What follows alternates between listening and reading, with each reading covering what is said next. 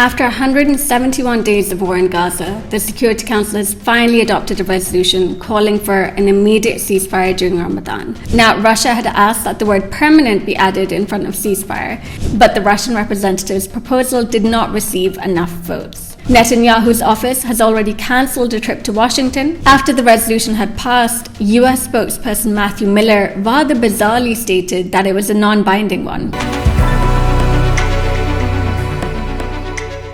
After 171 days of war in Gaza, the Security Council has finally adopted a resolution calling for an immediate ceasefire during Ramadan. This is its first ceasefire resolution, with the United States abstaining, while all other 14 members voted in favor. Favor of the draft resolution contained in document S/2024/254.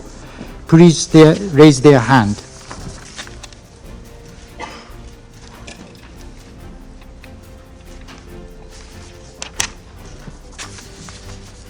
Those against? Abstention. The result of the voting is as follows: 14 votes in favor, 0 vote against, 1 abstention. The draft resolution has been adopted as Resolution 2728. 2024. The text of the resolution says that the Council demands an immediate ceasefire for the month of Ramadan, respected by all parties and leading to a lasting, sustainable ceasefire. It also demands the immediate and unconditional release of all hostages. Now, Russia had asked that the word permanent be added in front of ceasefire, saying that this weaker wording, that of an immediate ceasefire for Ramadan, was unacceptable and would allow Israel to resume military operations at any moment after the expiry of the ceasefire. But the Russian representative's proposal did not receive enough votes. After the resolution had passed, US spokesperson Matthew Miller rather bizarrely stated that it was a non-binding one. But the resolution today is a non-binding resolution. But okay, so what's the point? Well, why did you abstain? Why didn't you veto? We didn't veto because we thought the language in it was consistent with something that the language as it relates to the ceasefire and release of hostage was consistent with the long-standing United States position. So you don't believe anything is going to happen as a result of the passage of this resolution? So I think that separate and apart from this resolution, we have active, ongoing negotiations to try to achieve what this resolution calls for, which is the an immediate ceasefire and the release of hostages. I can't say that this resolution is going to have any impact on those negotiations. But those negotiations are ongoing. They've been ongoing over the weekend, and they've made progress. This was also reiterated by the South Korean representative, who questioned whether the resolution is binding, given it does not contain the word decide in it, and was not adopted under the Security Council's Chapter 7 enforcement powers. This claim, I think, is best answered by headlines such as that of Sky News, which say simply, the US calls UN Security Council resolution on Gaza ceasefire non-binding, despite resolutions being binding. But let's look at the international law applicable here. Under Article 25 of the UN Charter, the members of the United Nations agreed to accept and carry out the decisions of the Security Council. The key word of that provision is decision.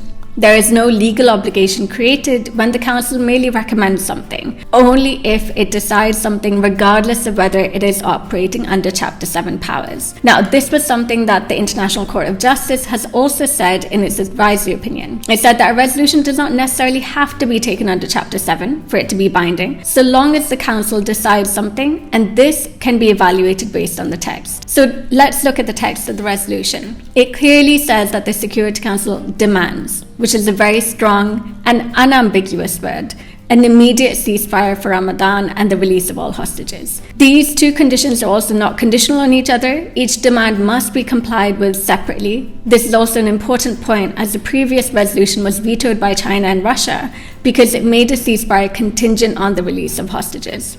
So this resolution is legally binding. The word demands is very, very clear, and it creates obligations for both Israel and for Hamas. Now, the UN Deputy Spokesperson Farhan Haq also reinforced this at a daily press briefing by saying that all the resolutions of the Security Council are international law.